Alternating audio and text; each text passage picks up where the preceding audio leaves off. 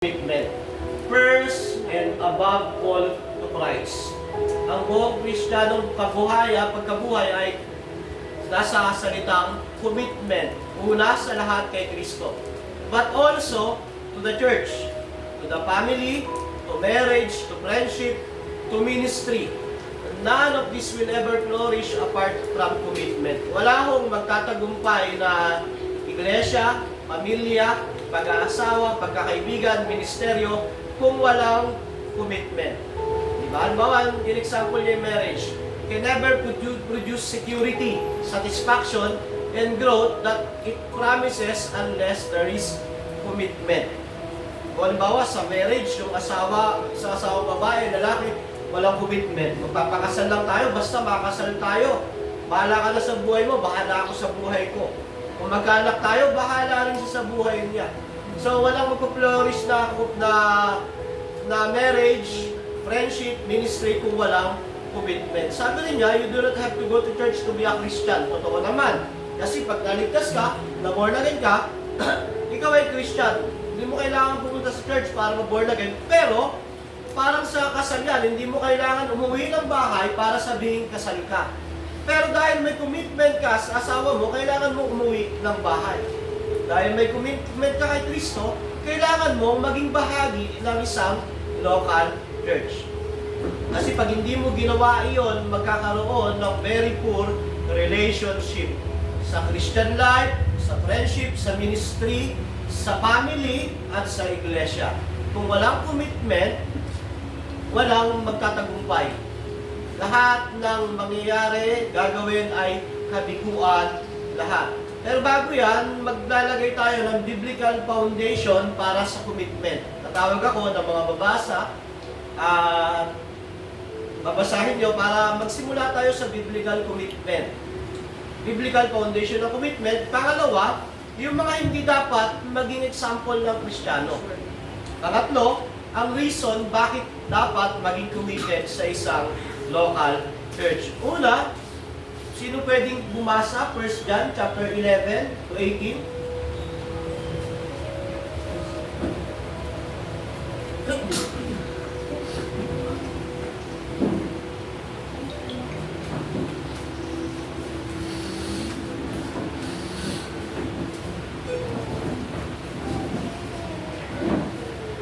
Wala ba? Ako na muna. So sabi dyan, ito ang mensahe na narinig ninyo sa simula pa. Magmahalan tayo. Huwag tayong tumulad kay Cain na kampon ng Diablo. Pinaslang niya ang kanyang kapatid. Bakit? Sapagkat masama ang kanyang gawa, ngunit matuwid ang mga gawa ng kanyang kapatid. Kaya nga mga kapatid, huwag kayong magtaka kung kinapuputan kayo ng sanlibutan. Nalalaman natin lumipat na tayo sa buhay mula sa kamatayan. Sapagkat iniibig natin ang mga kapatid. Ang hindi umiibig ay nananatili sa kamatayan. Mamamatay tao ang napupuot sa kanyang kapatid at nalalaman ninyo ang buhay na walang hanggan ay wala sa mamamatay tao. Dito natin malalaman ang pag-ibig. Inialay ni Kristo ang kanyang buhay sa atin, kaya dapat nating ialay ang ating buhay para sa mga kapatid. Kapag nakita ng isang may kaya sa buhay ang kanyang kapatid na nangangailangan at pinagkaitan niya ito ng tulong, masasabi bang siya umiibig sa Diyos? Mga anak, huwag tayong magmahal sa pamamagitan ng salita lamang, kundi patulayan natin ito sa pamamagitan ng gawa. Sabi ni Juan sa kanyang mensahe sa mga taga-Epeso noong panahon na iyan, at hanggang sa panahon natin, ang napakahalagang gawin ng isang mananampalataya sa kanyang kapwa mananampalataya ay magmahalan. Wag daw gumaya kay Cain na kampon ng Diablo, pinatay yung kanyang kapatid.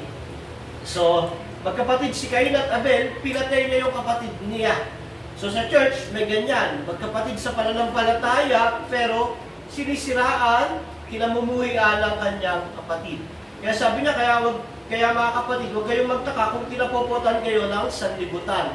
Ang pwede lang magalit, mapuot sa isang tao na mananampalataya ay ang unbeliever. Pero pag ikaw ay Kristiyano, dapat hindi ka magalit o mapuot sa iyong kapatid.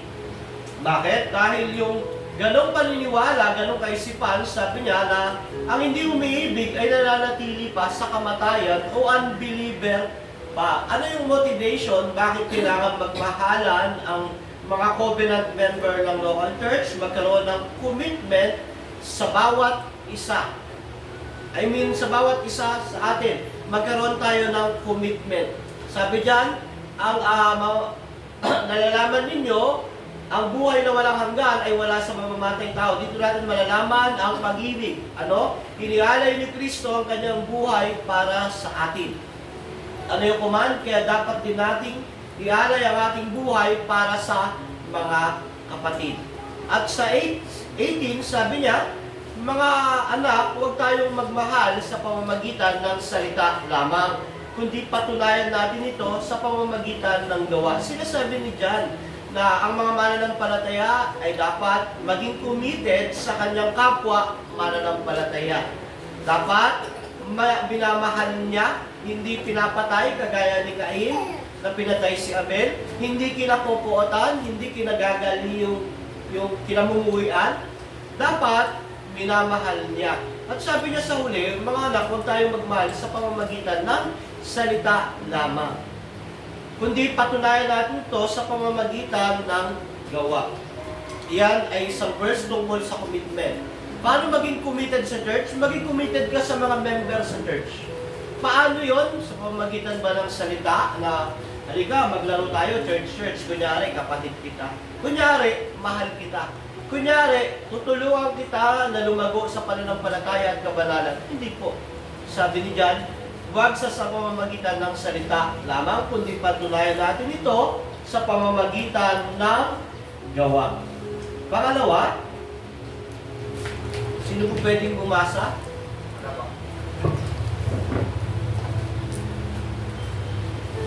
Ang Diyos ay pag-ibig. Mga minamahal, mag-ibigan tayo sapagkat mula sa Diyos ang pag-ibig. Ang bawat umiibig ay anak ng Diyos at kumikilala sa Diyos. Ang hindi umiibig ay hindi kumikilala sa Diyos, sapagkat ang Diyos ay pag-ibig. Nihayag ng Diyos ang kanyang pag-ibig sa atin nang isugo niya sa mundo ang kanyang kaisa-isang anak upang magkaroon tayo ng buhay sa pamamagitan niya. Ito ang pag-ibig, hindi sa iniibig natin ang Diyos, kundi tayo ay inibig niya at isinugo niya ang kanyang anak upang maging handog para mapatawad ang ating mga kasalanan. Mga minamahal, kung ganoon, kadakila ang pag-ibig ng Diyos sa atin, dapat din tayong magmahalan. Kailan may wala pang tao nakakita sa Diyos, ngunit tayo'y nagmamahalan. Nasa atin ang Diyos at nagiging ganap sa atin ang kanyang pag-ibig. So, sumunod na chapter ng 1 John, inulit-ulit ni Juan ang motivation ng pag-ibig dahil pinadala ng Diyos ang kanyang anak out of His love, at ang mga kumikilala sa Diyos ay dapat nagmamahalan o nag-iibigan. At sabi niya, wala pang taong nakakita sa Diyos. Pero pag nagmamahalan ng mga miyembro ng church, nagiging ganap sa kanila ang pag-ibig. Nagiging ganap sa atin ang kanyang pag-ibig. Muli, pag-ibig ulit. Ang pinakasentro buhay ng iglesia ay si Kristo at ang pagmamahal ng bawat isa sa loob ng iglesia. Hindi tayo magiging committed kung wala tayong pag-ibig na galing kay Kristo at wala tayong pag-ibig para sa mga kasama natin sa iglesia. Mga covenant member ng local church. Sabi diyan, ito yung conclusion niya, love for the other members of our spiritual family is commanded by God. Inuutos ng Diyos ang pagmamahal sa kapatid sa iglesia. Pag hindi ka nagmamahal o hindi ka committed sa kapatid mo sa church, ikaw ay nagkakasala dahil utos ito ng Diyos. Hindi ho optional. Mamaya makikita natin yung mga hindi dapat ginagawa ng isang mananampalataya o nagiging traits niya sa loob ng church. Love for the other members of our spiritual family is the window in the true state of the heart. Ang puso ng tao hindi nakikita, pero makikita mo ang pagmamahal niya kay Kristo at kalagayan ng kanyang puso kung paano niya tinatrato ang mga kasama niya sa loob ng iglesia. Kung paano niya minamahal ang mga member ng kanyang local church, mga covenant member na kasama kung paano niya minamahal. Madali kasing sabihin, God bless you, I love you kapatid, pero nakikita mo na siyang nagkakasala, hindi Christian life yung buhay niya, wala kang ginagawa, iyon ay problema ng estado ng iyong puso. At ang true love is sacrificial. Ang totoong pag-ibig ay pagsasakripisyo. I-release mo yung ugnayan yung magkapatid para maituwid mo lamang siya sa kanyang pagkakamali. Love for the other member of our spiritual family result in meeting one another material need. Pagtulong sa mga pangangailangan nila. Yan yung unang yung 1 John 3:11. Sa 1 John naman, love for the other members of our spiritually is fruit of the gospel words in our heart. Bunga raw ito ng pagkilos ng ebanghelyo sa ating puso. Love for other members of our spiritual family is an imitation of God. The more na nakikilala natin ang Diyos, lumalago tayo sa pagkakilala sa Diyos, mas minamahal natin ang mga kapatid natin sa covenant membership. Key application point, as the family of God, we belong to each other and we are called to love one another in truth. Tandaan natin, bilang mga kabahagi ng pamilya ng Diyos, hindi lang ito biological family, spiritual family, tayo ay tinawag para mahalin ang bawat isa sa katotohanan.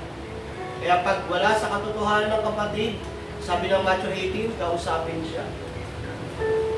Sumunod po, ako na lang babasa, isang katawan ngunit maraming bahagi. Si Kristo ay tulad ng isang katawan na may maraming bahagi, kahit na binubuo ng iba't ibang bahagi, ito ay nananatiling isang katawan. Ang katawan ay binubuo ng maraming bahagi sa 14 at hindi ng iisa lamang. Kung sasabihin ng paa, hindi ako kamay, kaya hindi ako bahagi ng katawan. Hindi nga ba ito bahagi ng katawan? Kung sasabihin ng tenga, hindi ako mata, kaya hindi ako bahagi ng katawan.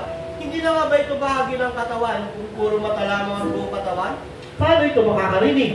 Kung puro tenga lamang ang buong katawan, paano ito makakamoy? Subalit nilagay ng Diyos ang bawat bahagi ng katawan ayon sa kanyang kalooban. Kung ang lahat ng bahagi ay pare-pareho, hindi yan may tuturing na katawan.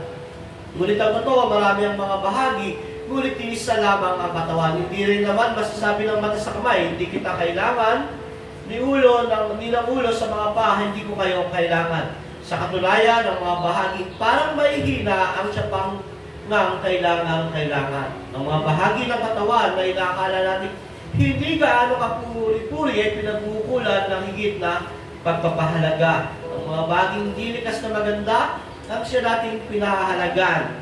So sinasabi lang dito sa buong bersikulo na to, ang bawat isa ay bahagi ng katawan ni Kristo. Pag ikaw ay naligtas, ikaw ay bahagi ng katawan ni Kristo. Ang katawan ni Kristo ay ang iglesia. Kaya kung sabihin mo, naligtas ka, ayaw mo maging membro ng isang local church, baka hindi ka ligtas. Baka hindi mo naunawaan ang tinuturo ng Biblia na ang isang katawan ay bahagi ng iba't ibang parte. Sabi niya dyan, the church is the body of Christ. There's one body with many parts. So, may nagsasabi na ang inferiority ay humahad lang para yung mga maliliit na bahagi, humahad lang sa pagtakbo ng katawan. Yung malakas naman na bahagi ay humahad lang din sa paghadlang ng katawan. Paglakad ng katawan. May inferior, yung mga bahagi na parang hindi mahalaga. Superior na bahagi na parang mahalaga. Bawa, yung mata, yung mukha, yung tenga, yung ilong. Parang siya yung kapaki-pakinabang. Yung nasa loob naman, yung kuko, yung puwet, parang hindi kapaki-pakinabang. Pero, ang tamang response dyan ay need the other members of the body just as much as they need me. Kailangan ng isa ang bawat isa. Ganun din po sa local church. As the body of Christ, each and every one of us is necessary to its proper functioning. We are interdependent. Bilang committed na member ng church, kailangan ka ng bawat isa. Kailangan kayo ni pastor. Kailangan nyo si pastor. Wala po, hindi kailangan sa bawat isa sa atin. Lahat tayo may mahalagang ginagampanan. Bawa si Matthew, ang ginagawa ni Matthew, magdala ng tubig sa church. Mas mataas ba siya sa akin? Hindi po. Kasi kung walang tubig yung church, mabaho yung banyo.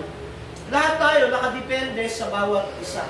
Kaya hindi pwedeng magmalaki ang bawat isa sa bawat isa. Kaya humility promotes unity. Sa sumunod, para mas mabilis po ako nababasa.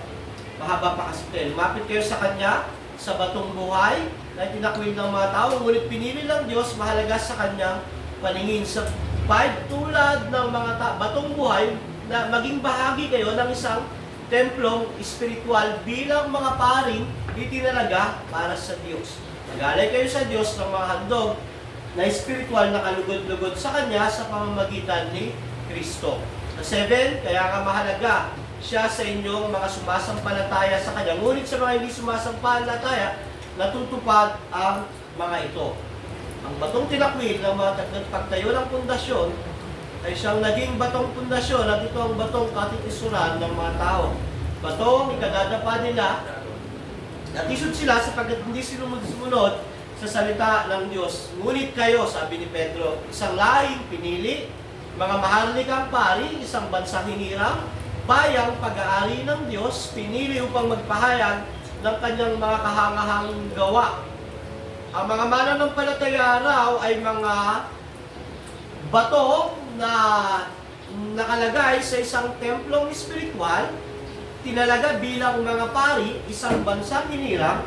Simple lang po ang ibig sabihin yan. Pag sinasabing pari, huwag natin tignan yung paring Katoliko. Ang gusto lang sabihin ni Pedro, maglingkod kayo sa Diyos. Ang mga pari naglilingkod sa templo nung panahon nila sa Judaismo. Ngayon yung mga Kristiyano, sinasabi niya na lahat kayo ay mga batong buhay na dinugtong, magkakasama. Kayo yung mga paring tinalaga ng Diyos. Ang gusto sabihin ni Pedro, maglingkod kayo sa Diyos. Bilang covenant members, dapat naglilingkod tayo sa Diyos. At ang paglilingkod sa Diyos, makikita, ipapakita ng puso niya sa pamamagitan ng paglilingkod sa bawat isang covenant member ng church, sa bawat bahagi ng iglesia. So, ito, Christ is the living stone. We are living stones. It's part of God's building temple. Ang church po ay hindi ang building. Ang church ay ang believer. So, pag nagsama-sama sila ay tinatawag na ecclesia o church sa English, called at once. Pagtitipon ng mga tinawag. Yun ang ibig sabihin sa Tagalog ng church. Pagtitipon ng mga tinawag. Gathering, kaleo, yung ecclesia, ibig sabihin nun, called out once. Pagtitipon ng mga tinawag ng Diyos. Bilang mga tinawag ng Diyos, mga spiritual priest, kailangan mag-alay, kailangan magsakripisyo, kailangan maging membro na committed sa katawan ni Kristo. So, active involvement in the life of local church is indispensable to healthy spiritual growth. Walang mananampalataya na lumalago pag hindi siya committed sa local church. Kahit mag 30 years ka sa church, kung ikaw ay hindi committed, wala kang involvement, imposible yung spiritual growth mo. Dahil ang spiritual growth nakukuha sa means of grace ng Diyos sa loob ng local church. So dito, nagbigay din siya ng mga example, mga klase ng Kristiyano na dapat hindi tayo maging ganito. Una raw, yung hitchhiker Christian. Huwag daw tayong maging hitchhiker Christian. Hitchhiker, madali lang maunawaan to, yung mga nakikisakay lang. Sabi diyan, you buy a car, pay for the repairs, and upkeep and insurance, fill the car with gas, and I'll ride with you. Nakikisakay lang sa church. O, di ba, may nakisakay sa'yo. Ikaw yung may-ari ng sasakyan, ikaw yung nagpagasolina, pag may problema, ikaw lahat. So, huwag na tayong maging ganyang Kristiyano na makikisakay lang tayo. Yung iba, dumadalo sa meeting, dumadalo sa mga gawain, nagiging committed, nagkakaloob para sa mga bayarin ng iglesia, pangailangan ng isa. Yung iba naman, pupunta lang para makiray. Kaya hitchhiker, na sakay lang. Na halimbawa, makikisakay lang ako. Na pag halimbawa, nauntog ako sa sasakyan mo, ipapabarangay kita. Wala akong commitment. Basta, sasakay na ako sa church, pag hindi na masaya, may problema na, bahala kayo dyan. Pag na-offend nyo ako, i-criticize ko kayo. Sisiraan ko kayo sa ibang tao pag may nasabi kayong hindi maganda sa akin. Kasi nakikisakay na ako, wala akong commitment. Huwag tayong maging ganyan, Kristiyano. Hitchhiker Christians. Pangalawa, yung consumer mentality. Ano ang pakinabang ko? Ano ang mapapala ko? Makukuha ko? Mapapakinabang ko sa church. Yan yung tinatawag na consumer mentality. Sabi niya, many of today's Christian shop for a church. Like their meal, their super at a cruise ship buffet. Sa buffet kasi, ito yung gusto kong pagkain. Pagkatapos na ako dyan, dito naman ako. Tapos naman, dito naman ako. So sabi raw dito, ang ginagawa raw nito, send their children to a second church for its youth program and go to a third church for a small group. Marami silang option ng church. Halimbawa, yung anak nila ay nagmamature na, wag dito sa amin, lalagay ko sa church na merong magandang discipleship at para sa mga bata. At ito naman, kami ay negosyante, pupunta kami sa church na dito naman business. Yung kapatid ko naman ay, ito yung hilig niya, pupunta siya sa ganung church. Isang reason sa ganito, yung tinatawag na magkaroon ng connection. Consumer mentality, anong mapapala? Makuha. Na pag wala na, lipat na. Hindi magandang, kita mo parang, bawat sinasabi dyan, merong pinapatungkulan na katangian ng mga na dapat hindi makuha ng isang Kristiyano. Palala ng palala. At hindi tama to na kung anong mapapala, makukuha, wala nang makukuha, mas maganda rin, lipat ka. Diba? Subukan mo kaya yan sa asawa mo na, uy, may maganda rin, lipat na ako ng asawa. Uy, mas matangkad yung andun. Siya na lang gagawin kong asawa. Ngayong church, asawa ng Panginoong Jesucristo. Hindi natin tayo pwedeng maging ganyan. Ang tama, dapat, ano ang may papakinabang sa akin ng church? Ano ang may ambag ko sa church? So, wag lang po tayong maging hitchhiker, consumer mentality. Pangatlo, spectator Christianity. Nakanood dati, nung nanonood kami ng basketball, pag may laban ng Ginebra, talagang grabe kami makahilig. Pag nakashoot si Valdavid, kala mo, kasali talaga kami. Ganun yung spectator Christian. Tagapanood lang, wala silang involvement. So, spectator Christianity feeds on the delusion that virtue can come through viewing. Na itong mga Kristiyano na to, iniisip nila na okay lang yan, atin kami, manonood lang kami, hindi kami mag-involve. Na parang kasali talaga kami. Na pag may problema, makikilungkot kami, pero nanonood lang kami. Na pag masaya, makikisaya kami, pero nanonood lang kami. Spectator sports and spectator Christianity produce the same thing. Fans who cheer the player on while they themselves are in desperate need of engagement and meaning. Diba na minsan nadadala tayo, diba? Nanonood ka ng basketball. Feeling mo kasali ka talaga ron sa team eh. Pag nanalo, pag natatalo ka, parang gusto mong basagin yung TV kahit sa boxing. Pero hindi ka talaga kasali. Nanonood ka lang. So, ganitong Christianity, huwag tayong maging ganito. Nanonood lang, wala akong pake. Pag masaya kayo, makikisaya ako. Pero hindi ako kasali. Pag malungkot kayo, makikilungkot ako, makikичirap ako. Pero hindi ako kasali, wala akong involvement. So, spectator Christianity, huwag daw tayo maging hitchhiker. Consumer, spectator Christianity. Yung sumunod, drive-thru Christianity. Drive-thru sa mga food chain, mga nagmamadali. Sabi niya, the nice thing about drive-thru restaurant is that you can get what you want in a minimum time, pang mabilisan. Diba? The tragic result is a drive-thru nation of overweight, unfit people with addiction to fast food. Dahil madaling makakuha, dadaan ka rin, kakain ka. Hindi ka na magluluto, hindi ka na mamimili, ang gagawin mo na lang, mag-drive-thru, kakain. Ang resulta niyan, nagiging overweight, hindi nagiging healthy yung tao ang drive-thru. Ganun din sa Christianity. Pag drive-thru Christianity, gusto lang natin madalian. Gusto ko isang oras lang yung worship. Saka hindi ako available ng umaga, gusto ko hapon. Kaya pag yung church mo, hindi available ng umaga, hapon, nahanap ako ng ibang church. Despite kahit anong turo niyan, kahit prosperity gospel, kahit full yan, basta mapid ko lang yung ego ko na nag-church ako.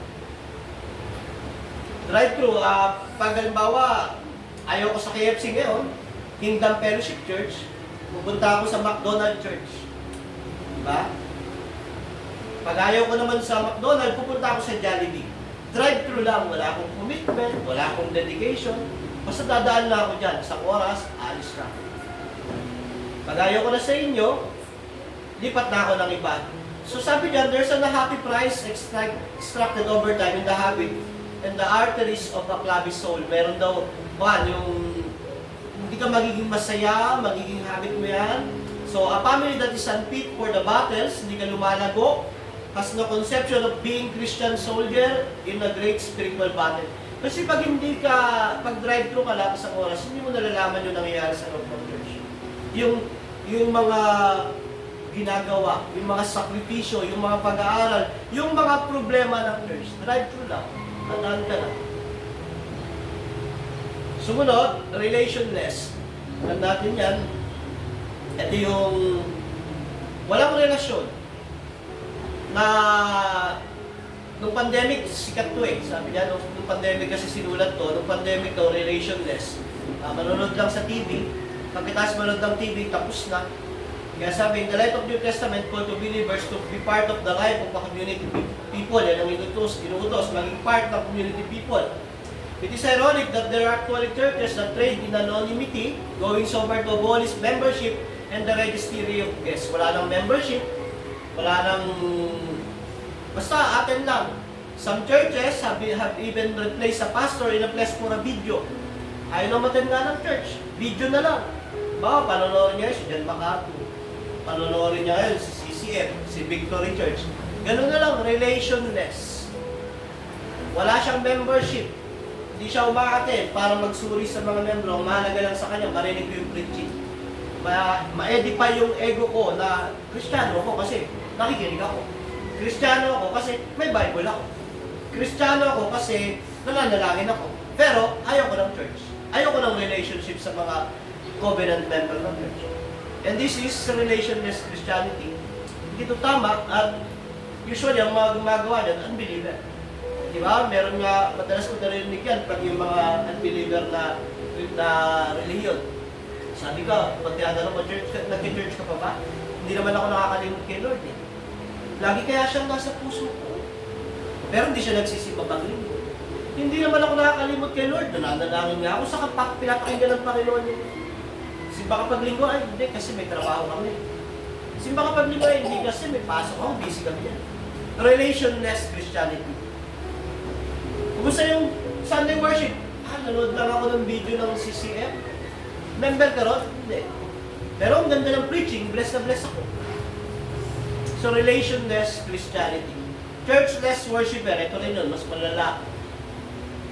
Parang ganun din yan. Churchless, walang church, pero worshiper siya. Pupunta siya sa Starbucks, magkakape, manonood sa cellphone niya, uwi sa bahay, nakapagsimba.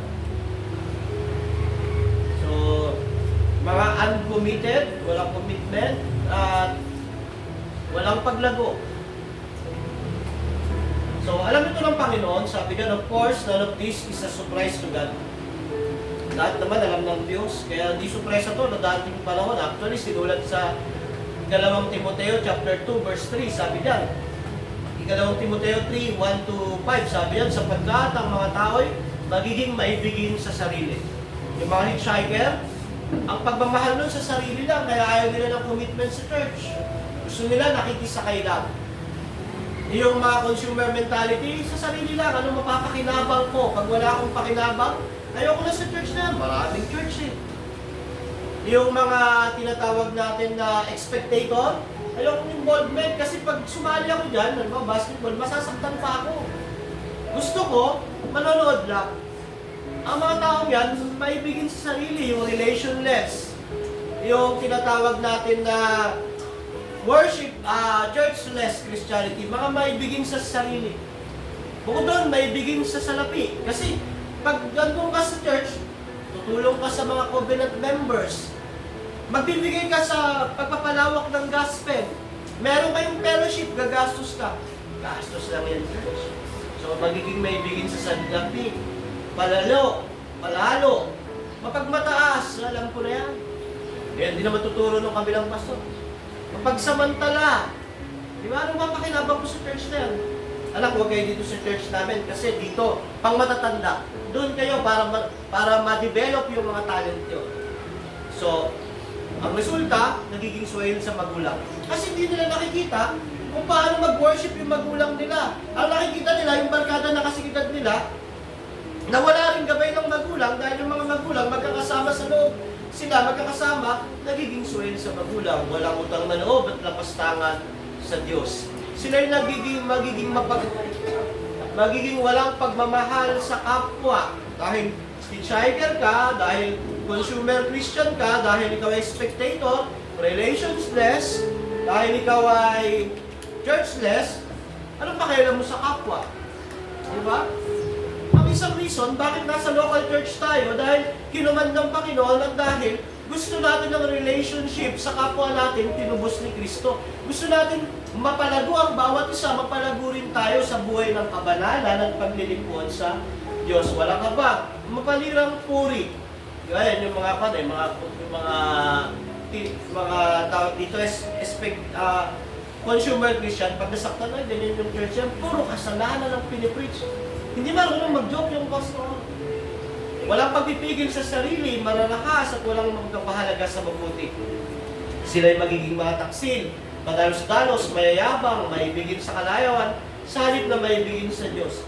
Sila'y may anyo ng pagiging makadiyos. Siyempre, pag ikaw ay consumer mentality, hitchhiker, nakikisakay ka eh. Na-experience mo rin yung na-experience nila. Di ba? Pag sumakay ka ng Pajero, na-experience mo rin yung aircon, na-experience mo rin yung dinaanan, pero wala kang commitment. So, mukha kang may Pajero, pero nakikisakay ka lang. Kaya sila may anyo ng pagiging makadiyos. Diba? Yung mga relationless, yung mga churchless, yung mga consumer mentality, hitchhiker, spectator. Meron sila ng pagiging makadiyos. Actually, alam nila yung Word of God. Kasi, nakalandun sila pero wala silang commitment at involvement. Hindi man lang nakapawisan. Hindi man lang nasasaktan dahil yung mga kapatid nakikita nagkakasala. Ngunit hindi naman nakikita ang kapangyarihan nito sa kanilang pamumuhay. Iwasan mo ang ganyang uri ng mga tao. Ganyan daw sabi ng Bible. So ito yung panghuli, binigyan niya naman tayo ng encouragement. Bakit dapat maging faithful member ng local church? Una, you follow the pattern set forth in the New Testament. Sinusunod mo ang tinalagang pattern ng Diyos sa Bagong Tipan. Yes, walang nakalagay sa Bible na you should be a member of a local church. Na parang sa kasal, walang nakalagay na kailangan mong magkaroon ng marriage certificate. Walang nakalagay na kailangan mong umuwi sa bahay. Walang nakalagay na gano'n. Pero, yung prinsipyo andon. Kaya sabi niya, although the word membership itself is not used, the principle is present. Present daw. So, kung ikaw ay nagiging committed na membro ng local church, sinusunod mo yung pattern na tinuro ng Diyos. Tignan niyo yung mga bersikulo rito na binigay niya na tinuturo ng Biblia. Numbers were known, kilala at alam kung ilan ang bilang ng member. Roles were kept, yung mga layunin nila, yung mga ginagampanan nila ay nakalagay. Servants were selected, may mga piniling mga lingkod, mga deacons, mga pastors, mga elder. Discipline was practiced. Unang Korinto 5:13. May discipline, hindi may membership. Worship was corporate, sabay-sabay sumasamba. Walang relationless Christian, walang churchless Christian. Tapos, and shepherd knew for whom they were responsible. Yung mga pastor, dahil may membership, kilala niya kung kanino siya may accountability, kung sino yung pagpe-pray niya. Sino yung aasahan niya sa loob ng church? Sino yung kukumustahin niya? Bakit hindi ka naka-attend, sister, brother? Sino yung papanalangin niya ng Panginoon, nawa, mapaglabanan ng mga kapatid ko nito yung kasalanan araw-araw? Sabi diyan, alam ng shepherd. Kung walang membership, hindi alam.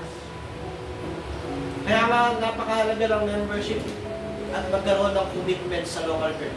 If you are part of the body of Christ, virtue by repentant in faith in Jesus Christ, then you should want to make the association visibly through church membership. Pangalawa, you have a greater opportunity to use your spiritual gifts. Ang tao pag naligtas, meron siyang kaloob mula sa Diyos. Di ba? At the moment of your conversion, the Holy Spirit came to live inside of your body. Sinasaniban ka. Hindi naman maganda yung term, pero yun tama. Sinasapian ka ng banal na Espiritu. Meron kang spiritual gift. At may exercise mo yan sa loob ng local church. Sabi diyan, when he did this, he brought along the spiritual gift that he sovereignly chose for you to possess for the blessing of the church. As we use our gift, we are being good steward of the manifold grace of God. Habang member ka ng church, nagagamit mo yung spiritual gift mo, ikaw ay nagiging good steward. Kagaya ng binigyan ng 10 kaloob. Ginamit niya yung kaloob niya para pangalakal. Ang example ni Christ, pera, pero hindi lang tumutukoy sa pera yan. Spiritual na kaloob. Ginamit niya yung pera niya, kumita yun. Binigyan ng yung 20 kaloob, ginamit niya yung pera niya, kumita yun. Yung isa, binigyan ng kaloob, ibinaon sa lupa. Sabi ng Panginoon, hindi tapat na alipin. Tinapon siya sa kadiliman. So yung gift natin, magagamit natin sa local church.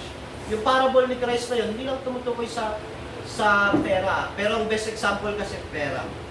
Pero dito, sinasabi dito, ang ginagamit natin sa church, yung gift natin, may exercise natin pag tayo ay member ng local church. Can you use your spiritual gift without joining the church? Hindi. Diba? Hindi mo magagamit yung spiritual gift mo pag hindi ka member o hindi ka kasali sa local church. Yes? Yes pala, sorry, yes. But in most churches, many ministry opportunities are limited to church member only. Pwede pala, sorry. Tao lang nagkakamali. Pero sa mga iglesia raw, ang ginagamit lang sa ministeryo yung mga church member. Di ba? Yung magiging deacon natin, magiging elder, magiging Bible study leader. Yung mga church member, hindi tayo kukuha ng hindi church member. Pangalawa, you become a more committed part of spiritual family.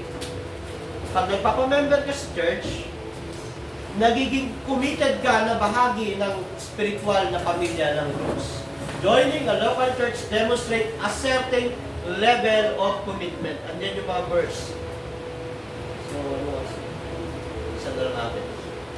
You ensure a balanced Christian life. By nature, you have the tendency to gravitate forward straight. Nagiging balanse yung Kristiyanong buhay mo. Di ba? Kasi, paglabas mo ng labas ng mundo, bago ng church, ng Monday, ang mga kasama mo unbeliever. Makakatanggap ka ng mga iba-ibang view, iba-ibang paniniwala. Na pag wala kang church pag Sunday, akala mo yun ang tama. Akala mo yun na yung totoong view. Na kung wala kang church, yung spiritual life mo, yung Christian life mo, hindi balance. Pag member ka ng church, na-ensure yung balance Christian life mo. Lunes, mga customer mo, magagalitin, mainitin ang ulo. Siyempre, minsan magagalit ka rin, mainit ang ulo. Mababalance yun pag nasa local church ka na hindi ka pwedeng magalit, hindi pwedeng maging mainit ang ulo mo. Di ba? So, nagiging balance yung buhay mo. Panglima, you avail yourself of the wisdom of the multitude of counselor. Nagkakaroon ka ng mga tagapayo. Di ba? Lagi ko sinasabi, kukuha tayo ng payo mula sa buhay na ito, sa pananampalataya. Sa Kristiyano tayo kumuha, wag sa unbeliever. Kukuha tayo ng advice tungkol sa local church, tungkol sa faith, tungkol kay Christ. Siguraduhin mo, Kristiyano yung hihingan mo ng payo. Believer talaga na unawaan niya ang Biblia. Kasi, pwede ka lamang payuhan yan ng konti, tulog mana ng palataya. Doon sa ibang church, maganda doon. Walang church discipline. Walang membership. Hatin ka lang. Ang ganda ng tugtugan. Talagang i-care ka nila. So, dapat, ang maganda, pag ikaw ay member ng church, nagkakaroon ka ng multitude of counselors. mga kaibigan na magpapayo, magbibigay ng gabay na ayon sa Biblia. Tapos, you experience the joy of serving others. Nararanasan mo ang kagalakan ng paglilingkod sa iba. Kung meron kang unang paglilingkuran, ikaw na niligtas ng Panginoong Jesus, nanampalataya kay Jesus, yung kagaya mo rin dapat na niligtas ni Jesus. Yung kapatid mo. Hindi mo kapatid. Yung anak din ng Diyos. Ang trabaho mo, obligasyon mo sa mga unbeliever, i-share ang gospel. I-share ang gospel. Pero dito, pag ikaw ay member ng church, sabi diyan, you experience the joy of serving others. Pero sa family, syempre, priority mo family. First, family. Di ba? Sunod, spiritual family. God has recreated us in Christ Jesus for the purpose of bringing glory to Him by bearing fruit. Yun ang bunga ng pagkakristyano ng pananampalataya.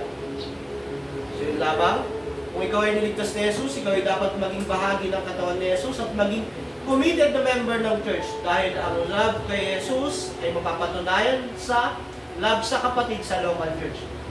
Maging committed church member tayo.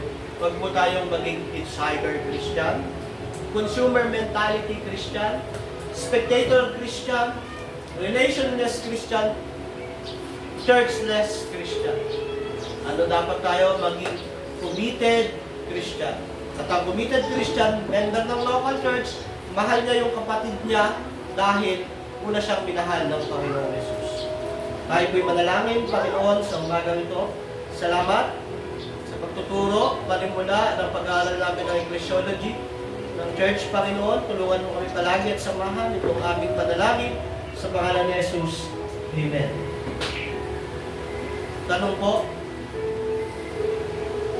Question? Pag po kayo mag-alala, niya po dali.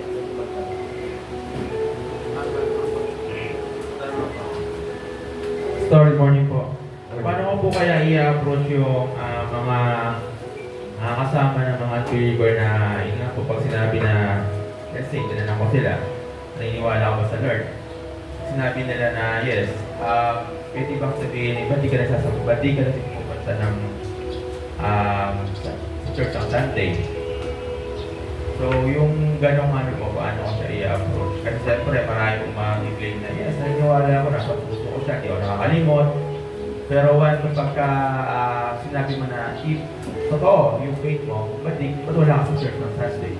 Paano po siya i-approach na nice way, Pastor? Wala magiging offense po. Actually, ang pinaka-best approach sa ganyan, yung biblical approach.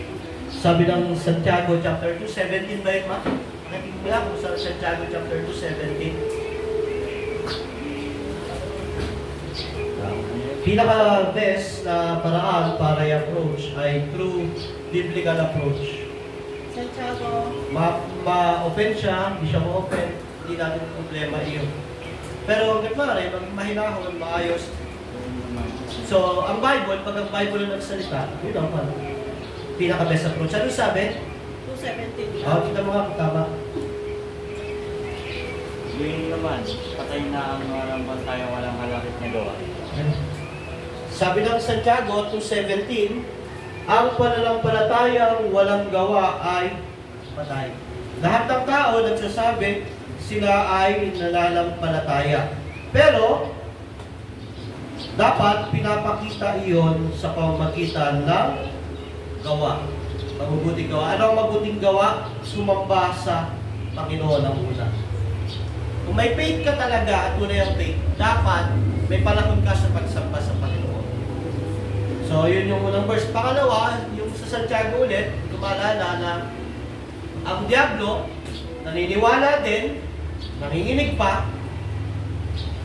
Kaya pag sinabi mong naniniwala ka, ang Diablo naniniwala din. Nanginginig pa siya. Ikaw, nanginginig ka ba? Hindi. Ang Diablo pupunta ba sa langit? Hindi.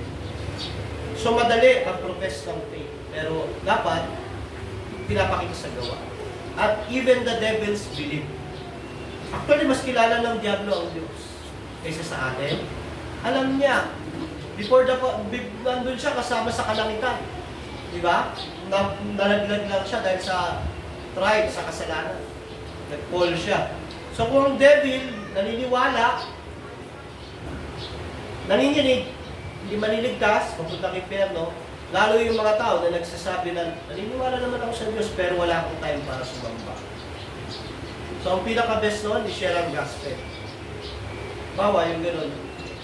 Hindi naman tayo ang mabago, ang maganda lang ma-share din doon, pagkatapos nun yung gospel, mabuting balita na tayo makasalanan, walang ibang paraan para maligtas, kundi ang ginawa ng Diyos. Pinadala niya si Jesus, namatay sa krus, nilibing, nabuhay, umakyat sa langit, na kailangan mong sumampalataya at magtiwala sa natapos na gawa niya. Kailangan mong magsisi, tumalikod sa kasalanan, at maghanap ng isang local church para doon ka mauhubog at lalago sa pananampalataya at magagamit ng Diyos. Salamat po sa Sige po. magandang taon.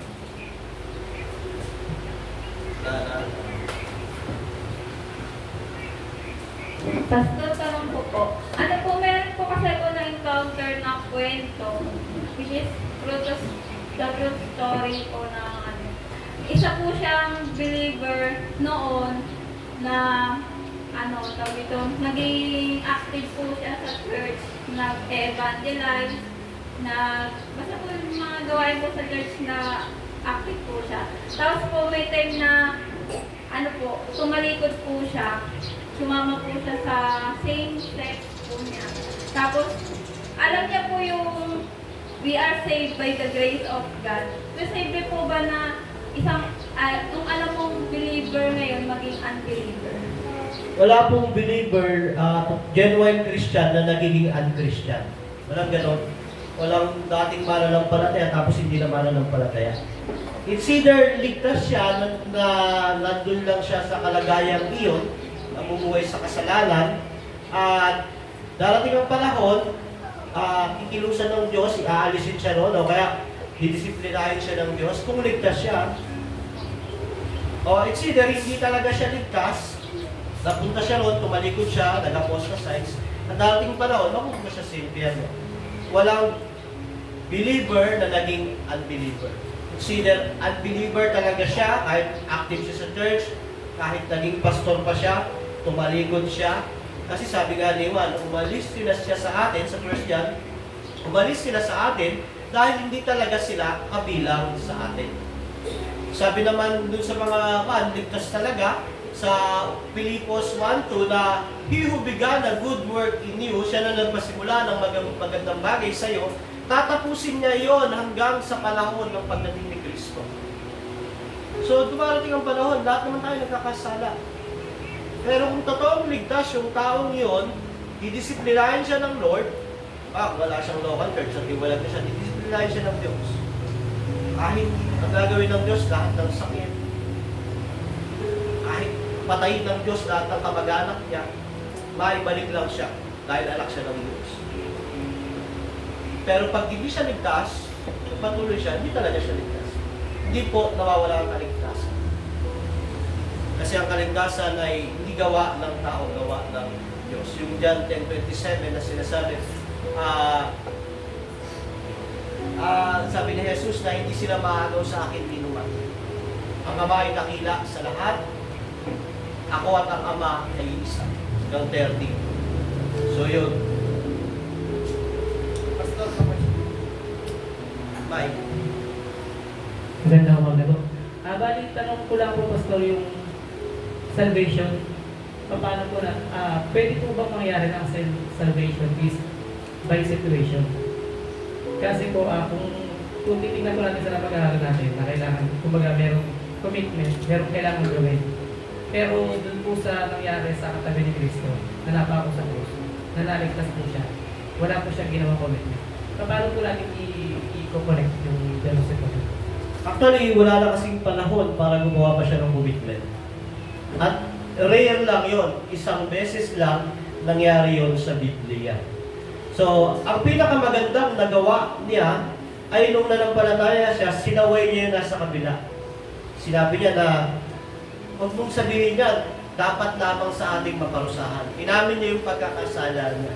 At nagtiwala siya kay Kristo. Sabi niya, pag nagahari ka na, biro mo, hindi ka na kilala, pero sabi niya, pag nagahari ka na, naniwala siya na maghahari ito pagdating ng panahon. Hari ito. Sabi niya, pag naghahari ka na, alalahanin mo ako. Di ba? Yung resulta nun, yun ay good works, faith, tawag doon. Ang unang good works ay faith, na galing sa Diyos. Pero wala na siyang time magpabautismo. Wala na siyang time magsisi sa kasalanan, yung bawa, yung sa batas na, kung nakapatay siya, nagnakaw siya, pagsisiyan niya yung, puntahan niya yung tao, patawarin mo ako, nagnakaw. Wala na siyang time na gumawa ng mabuti. So yung salvation niya, kagaya rin lang ng salvation natin. Kung paano tayo naligtas, ang difference lang, kung yon hindi pa mamamatay nun, sigurado ko magpapabautismo yun. Magiging membro ng local church yun. Mamumuhay yun ng nagnanais ng may kabanalan. Susunod kay Jesus yun. Nga lang, wala na siyang pa. Pero sa atin, hindi ko masyadong in-emphasize yun kasi one time lang yun. Hindi lahat ng, di ba, minsan inisip ng ibala, sa ako na lang ako, pag mamamatay na ako, saka na lang ako lalapit kay Lord. Habang nabubuhay pa ako, mag-i-enjoy muna ako sa mundong ito. May isa mo ba ang Diyos? Hindi. Hindi mo natin magugulangan ng Diyos. Yung kaisipan na gano'n ay unbeliever yun. Kaya hindi ko masyado in-emphasize yun dahil one-time event lang yun. At yun talaga, genuine yun. Ang tinuturo ko palagi na habang nabubuhay ka, kailangan mong magsisi, tumalikod sa kasalanan, sumampalataya kay Kristo. At ang katibayan noon, yung good works, commitment sa local church, yung pagsunod sa kalooban ng Panginoon Jesus. So yun po, yung sagot ko.